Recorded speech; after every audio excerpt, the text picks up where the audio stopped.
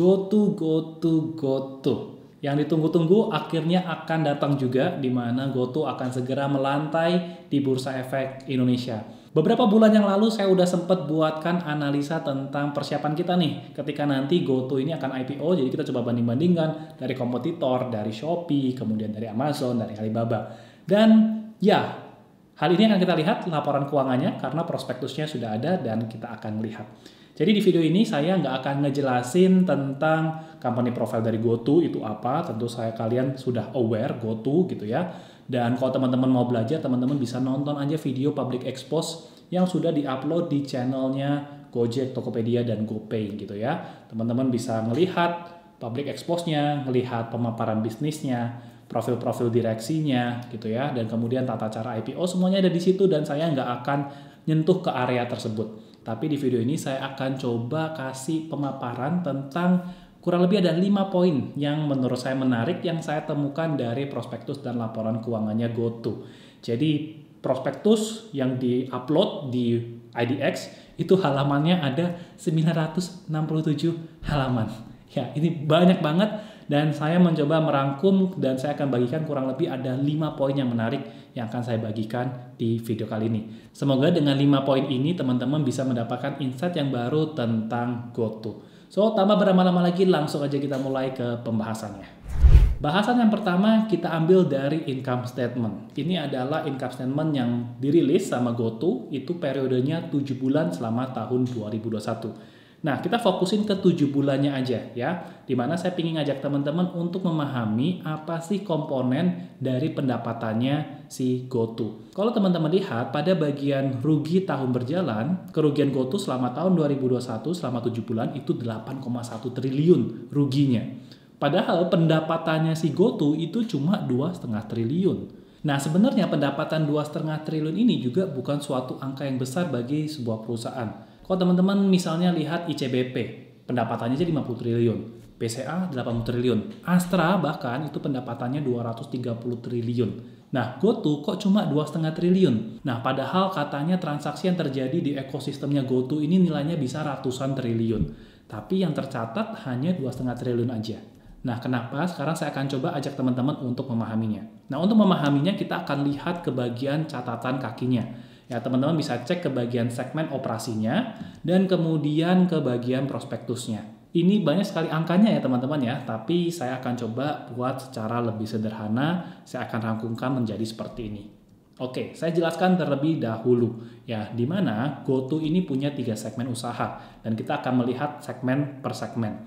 Ya, kita lihat pertama dari on-demand service. Ini adalah jasa yang sifatnya adalah instan, ya on-demand sesuai permintaan. Misalnya ya Gojek, kemudian GoCar, GoFood, GoSend, dan lain sebagainya. Yang kemudian adalah jasa teknologi keuangan alias fintech seperti PayLater, kemudian ya GoPay itu sendiri, ada Mokapos, ada payment gateway seperti Mitrans, dan sebagainya. Dan yang kemudian ada dari e-commerce, ya tentu saja ini adalah marketplace Tokopedia. Sebenarnya di laporan keuangan di bagian segmen itu dicatatkan juga bagian segmen lainnya, ya di mana segmen lainnya adalah ya di luar 3 segmen ini. Tapi nilainya cenderung kecil, ya dan nggak terlalu material kalau saya banding-bandingkan. Jadi untuk di bagian ini saya hanya memfokuskan pada 3 segmen ini saja. Oke? Nah, sekarang mari kita lihat dari nilai yang paling atas. Nilai yang paling atas itu sebenarnya terjadi dari Gross Transaction Value alias GTV. Nah, GTV ini adalah jumlah nilai transaksi keseluruhan di platformnya si GoTo. Ya, maksudnya apa? Misalnya kita pesen GoFood. Saya pesen bakso harganya 30.000. Kemudian ada ongkirnya 10.000. Jadi total yang saya bayarkan dengan GoPay saya misalnya itu sebesar 40.000. Nah, maka 40.000 tersebut adalah gross transaction value, nilai transaksi keseluruhan. Padahal 40.000 itu bukan pendapatannya si GoTo. Ya, kenapa? Karena 30.000 saja itu sudah menjadi pendapatannya si merchant tukang bakso. Ya, jadi dia tidak bisa mengakui 40.000 itu sebagai pendapatannya GoTo. Nah, nilai GTV ini itu tidak dicatat di laporan keuangan sayangnya, ya hanya disampaikan di bagian prospektus. Lalu berapa yang menjadi bagiannya si GoTo? Nah, makanya kita akan mendapatkan yang namanya adalah pendapatan bruto. Nah, pendapatan bruto ini adalah besaran pendapatan jasa yang masuk ke kantong perusahaan gitu ya. Nah, jadi misalnya nih, untuk on demand pendapatan brutonya langsung turun menjadi 5 triliun. Dari pendapatan bruto ini kita bisa menghitung yang namanya take rate. Ya, take rate itu adalah berapa persen sih yang menjadi jatahnya perusahaan dari gross transaction value-nya. Jadi contohnya misalnya untuk on demand service, GoFood gitu ya, GoRide, GoCar, rata-rata GoTo itu dapat bagian yang masuk ke pendapatannya itu sebesar 20%-an gitu ya. Kalau untuk e-commerce, Tokopedia kurang lebih 2,7%. Itu yang diambil oleh si GoTo. Nah, tapi pendapatan bruto ini bukan yang dimasukin ke pendapatan di laporan keuangan. Kenapa? Karena pendapatan bruto ini itu belum memperhitungkan berapa sih promosi langsung yang diberikan ke pelanggan.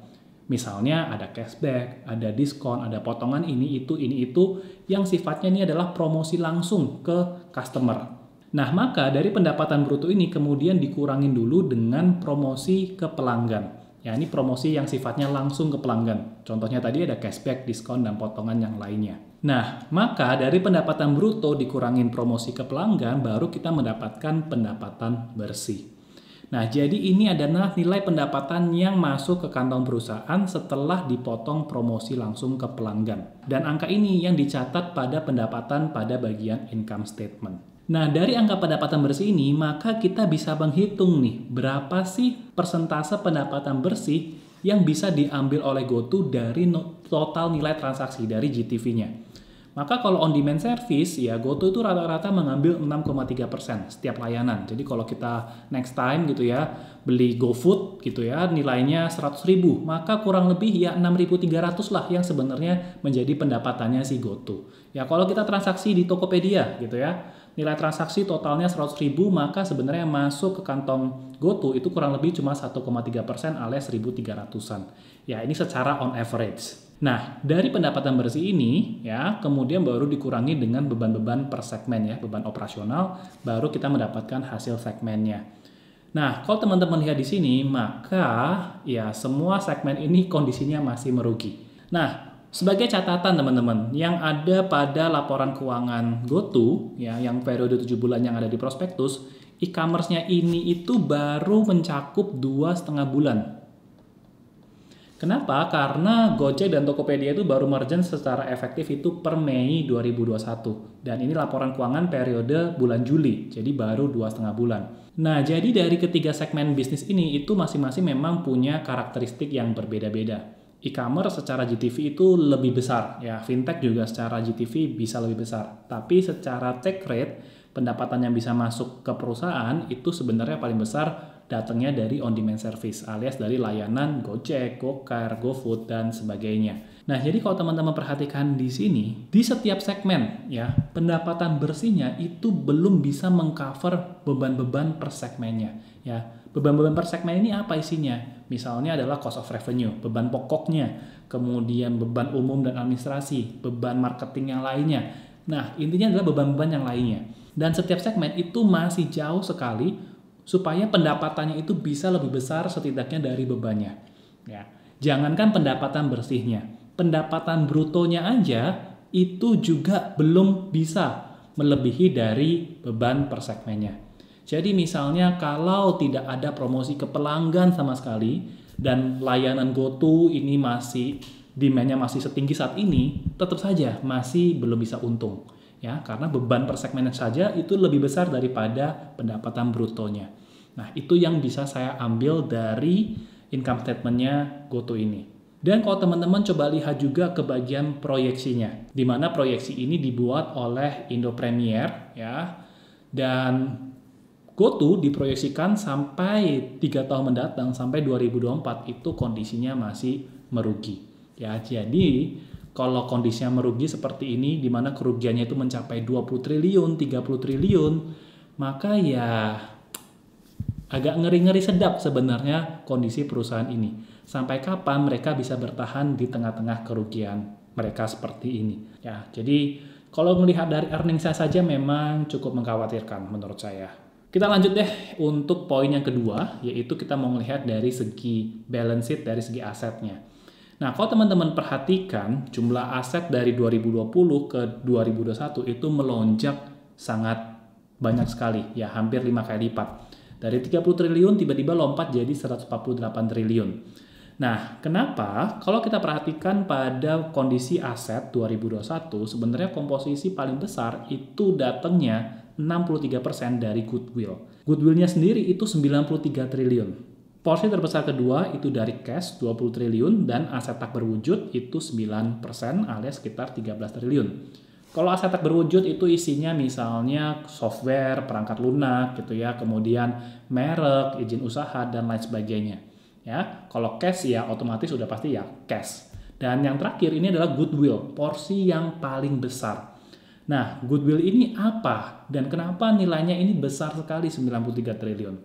Jadi kalau kita cek ke bagian catatan kakinya, maka teman-teman bisa menemukan pada bagian kombinasi bisnis. Ya, di sini tercatat deretan angka yang seperti ini. Nah, saya akan jelasin secara step by step. Nah, sebenarnya yang terjadi ini kan adalah si Gojek ini mengakuisisi Tokopedia. Nah, ketika aplikasi Karya Anak Bangsa mengakuisisi Tokopedia, itu nilai akuisisinya sebesar 113,2 triliun yang warna hijau kotak hijau ini ya. Nah, padahal kondisi Tokopedia saat itu, kalau dihitung secara wajar, nilai buku wajarnya itu 20 triliun aja. Nah, nilai buku itu terdiri dari ya pos-pos ini, ada cash, ada aset-asetnya gitu ya, ada aset tak berwujud, dikurangin dengan liabilitas. Ya kurang lebih mirip nilainya seperti equity-nya.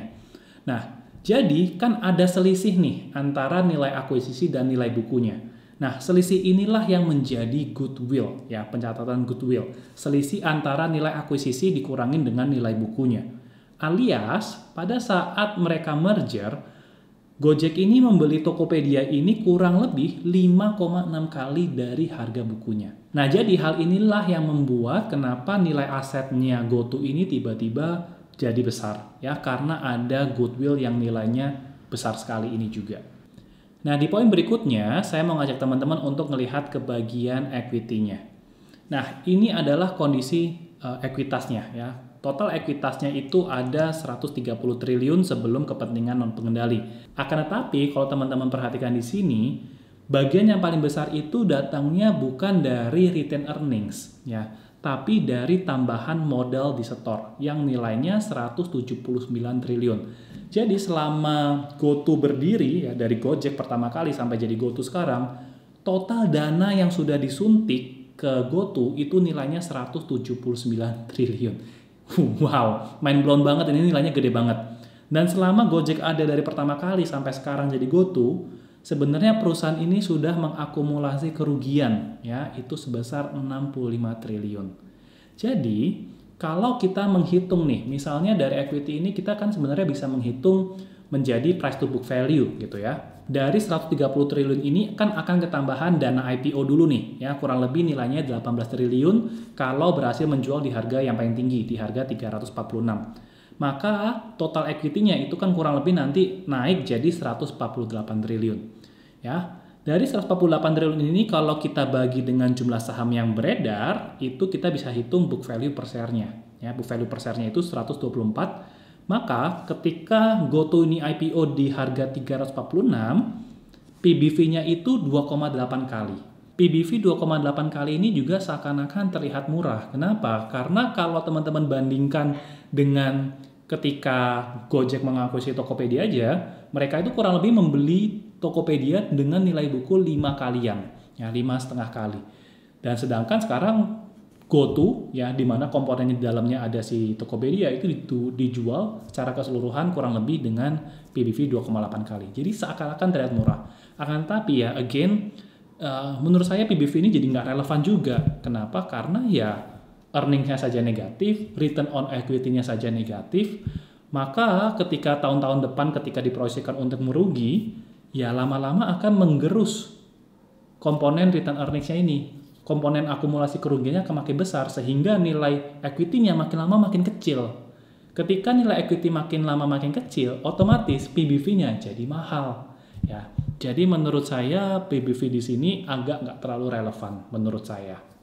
Ya, that's why menurut saya valuasi secara per PBV memang agak sulit ya di perusahaan seperti GoTo ini. Earnings nggak bisa karena earnings-nya negatif. Book value bisa dihitung tapi nggak relevan menurut saya. Jadi memang untuk menghitung valuasi dari perusahaan GoTo ini memang susah. Saya pun juga sejujurnya nggak terlalu paham gimana secara pasti bisa menghitung harga wajar dari suatu perusahaan yang sifatnya tech company. Saya pun sekarang juga sifatnya masih belajar gitu ya untuk memahami matriks-matriks apa yang lebih masuk akal. Ya memang bisa dibandingkan dengan price to sales, price to GMV, dan lain sebagainya. Cuma ya saya ngerasa selama perusahaan itu memang belum bisa menghasilkan arus kas yang positif, net profit, saya rasa memang agak sulit untuk dihitung nilai valuasi wajarnya. Ya, tapi ketika mencoba menghitung nilai wajarnya, saya menemukan hal yang cukup menarik pada bagian laporan keuangannya. Ya, ini akan saya sampaikan di poin berikutnya yang keempat. Yaitu, GoTo ini sebelum mereka IPO nanti nih di bulan Maret dan April, ya perusahaan ini pada November dan Desember 2021 ya sempat melakukan pendanaan. Ya, ini berarti kan dari investor luar nih, pre-IPO gitu ya. Dan di 2 bulan itu, GoTo ini bisa fundraising sebesar 20 triliun. Dengan menerbitkan saham kurang lebih 53 miliar juga. Ya. Nah, maka sebenarnya dari angka ini itu bisa kita hitung ya. Total fundraisingnya 20 triliun dibagi dengan jumlah saham yang diterbitkan. Maka si investor yang baru masuk ini itu kurang lebih membeli saham GoTo di harga 377 per lembar saham. Saya tidak tahu siapa, teman-teman bisa kaitkan dengan berita-berita yang mungkin baru muncul di bulan November-Desember tentang GoTo. Ya, tapi intinya ada investor dengan dana yang besar juga tentunya. Bukan publik tentu saja karena belum IPO. Jadi kemungkinan besarnya adalah sebuah institusi atau fund gitu ya, yang membeli saham GoTo ini di harga 377. Ya, ini nilainya di atas dari harga IPO. Dan yang kemudian, yang kedua itu juga si GoTo itu ada ngelakuin buyback. Ya, entah dari siapa investornya saya juga tidak paham, tapi intinya ada pembelian kembali sebanyak 5 miliar lembar. Yang pasti itu dari investor-investor lamanya tentu saja ya. Dan mereka GoTo mengeluarkan uang kurang lebih 2 triliun, 1,9 triliun ya untuk melakukan buyback. Buybacknya di harga berapa? Kalau teman-teman hitung ya, maka buybacknya di harga 378 per lembar saham. Jadi kalau teman-teman bandingkan dua harga ini ya, dari pendanaan dan harga buyback dengan harga IPO-nya, maka kita bisa melihat ada gap yang lumayan. Ya, kalau dijual di harga IPO yang terendah di 316, maka ada selisih kurang lebih 20%-an dari harga GoTo untuk membeli kembali saham-sahamnya. Ya. Memang ini secara historis belum tentu kejadian di masa depan kan belum tentu ya. Tapi di sini saya melihat kok sedikit ada yang aneh gitu ya. Entah ini peluang atau jebakan saya juga tidak paham ya. Sekali lagi ini hanya penemuan saya dari laporan keuangan. Nah, ini poin keempat yang menurut saya menarik ya. Dari poin keempat ini masih agak nyambung ke poin yang kelima yang akan saya sampaikan. Di mana poin kelima ini berkaitan tentang rencana GoTo untuk melakukan IPO di luar negeri. Ya, kemungkinan besar itu dalam 2 tahun ini GoTo akan melakukan penawaran internasional sampai maksimal itu akhir tahun 2023. Ya, dan kemungkinan besar kalau baca berita ya, kemungkinan besar yang sudah saya disebutkan adalah listing di Amerika. Dan kemungkinan besar akan listingnya di Nasdaq. Nah, di sini menurut saya ada hal yang menarik menurut logika saya. Again, ini logika saya, bukan suatu hal yang pasti benar, teman-teman. Cuma menurut logika saya adalah gini, teman-teman. Ketika GoTo ini melakukan IPO di Indonesia, itu kan valuasinya kurang lebih 413 triliun. Valuasi di sini alias adalah market cap ya, market cap ketika mereka IPO. Nah, ketika mereka punya rencana untuk IPO lagi di internasional, di Nasdaq, seharusnya kalau saya jadi pengusaha, saya nggak mau malu-maluin diri saya nggak mau malu-maluin perusahaan saya. Kenapa saya listing di tempat yang lebih bergengsi dengan valuasi yang lebih rendah daripada yang di Indonesia atau yang sebelumnya. Jadi ketika saya orientasinya adalah cari duit dari para investor yang baru, saya akan mencoba menjual perusahaan saya dengan valuasi yang lebih tinggi lagi. Apalagi ini market yang lebih punya buying power yang lebih tinggi, marketnya Amerika. Nah, dari hal ini membuat saya ngerasa ya seharusnya sampai mereka listing di Nasdaq nantinya, kalau jadi ya teman-teman, ini kan ada potensi gagal ya, karena ini kan rencana doang ya. Tapi sampai kalau jadi, seharusnya market cap yang ada di Amerika itu tidak lebih rendah daripada saat IPO di Indonesia. Ya, sekali lagi ini tidak jaminan pasti, bisa saja turun dulu harganya, kemudian naik lagi. We don't know, I don't know teman-teman. Tapi itu logika saya aja ya. Dan saya ngerasa mereka cukup yakin dengan IPO di luar negeri gitu ya. Kenapa? Karena dari awal mereka sudah mempersiapkan rencananya mereka akan nambahin saham atau IPO itu sebanyak 119 miliar lembar. Padahal teman-teman, di Indonesia itu mereka hanya ngerilis 52 sampai 59 lembar saham saja. Jadi ini skalanya 2 kali lipat lebih banyak daripada yang di Indonesia. Jadi mereka saya rasa cukup percaya diri gitu ya. Dan keputusan untuk melantai di bursa internasional pun juga sudah disetujui bahkan sebelum mereka melakukan IPO di Indonesia. Di mana sesuai RUPS per Desember 2021 mereka udah setuju untuk ngelakuin hal ini. Ya, jadi memang ini sudah planning yang dibuat oleh manajemen GoTo untuk IPO di Indo, kemudian IPO di Amerika sih kemungkinannya, harusnya ya, karena itu market yang paling besar juga. So, I think hal ini lebih menarik dibanding dengan sentimen dari aksi Greenshoe, di mana Greenshoe itu kan aksi untuk penstabilan harga, di mana ketika harganya di bawah harga IPO, maka ada agen stabilisasi yang akan membeli saham-saham GoTo di secondary market untuk supaya harganya nggak turun. Akan tapi Greenshoe ini hanya berlaku 30 hari kalender saja. Jadi saya ngerasa itu sifatnya nggak lebih jangka panjang dibandingin prospek mereka untuk melantai di Nasdaq.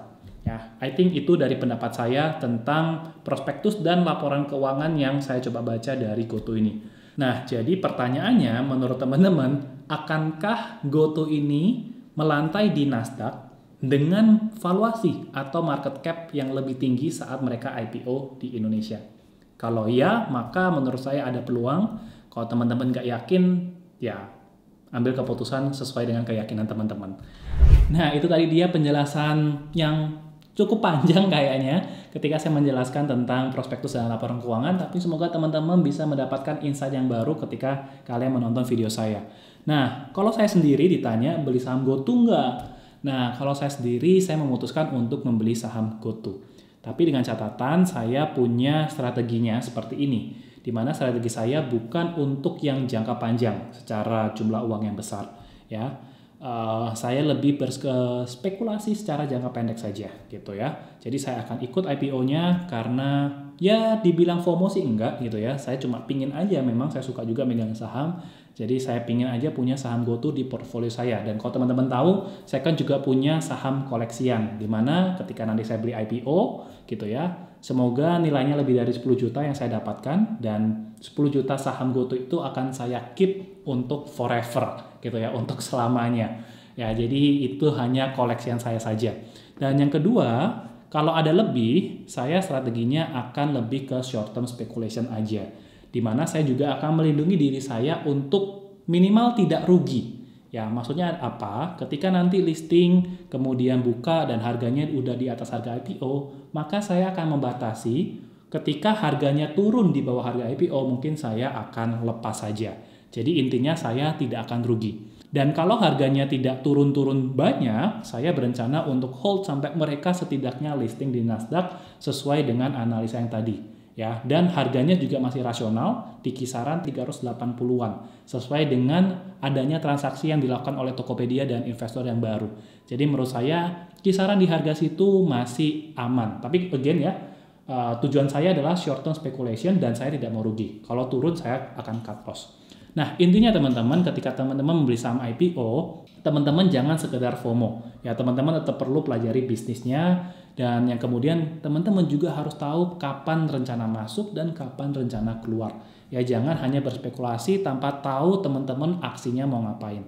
Ya, ini hal yang akan saya lakukan dan semoga ini bisa menjadi panduan atau inspirasi yang teman-teman bisa pertimbangkan untuk strategi kalian juga. Dan kalau teman-teman setelah melalui proses pertimbangan memutuskan untuk membeli saham GoTo, teman-teman bisa menggunakan aplikasi Ajaib. Di Ajaib kalian bisa pesen eIPO-nya, tinggal masukin jumlah lot yang kalian mau beli, kemudian centang persyaratan, dan tinggal teman-teman klik OK saja, dan pesanan kalian akan tersampaikan ke bursa. Jadi gampang banget, simpel banget, dan yang pastikan tentu saja teman-teman harus siapkan dananya di RDN teman-teman. Oke, I think itu aja penjelasan yang bisa saya sampaikan di kesempatan kali ini. Nanti kalau misalnya ada lagi insight atau idea apapun tentang saham GoTo, nanti saya akan coba buatkan videonya lagi, ya. Semoga. Anyway, sampai di sini dulu aja videonya. Thank you banget udah menonton, dan kita jumpa lagi di video-video yang berikutnya. Dadah! Jika kalian merasa video ini bermanfaat, jangan lupa untuk tinggalkan like dan bagikan video ini ke teman-teman kalian yang lainnya. Jangan lupa juga untuk subscribe buat kalian yang belum subscribe.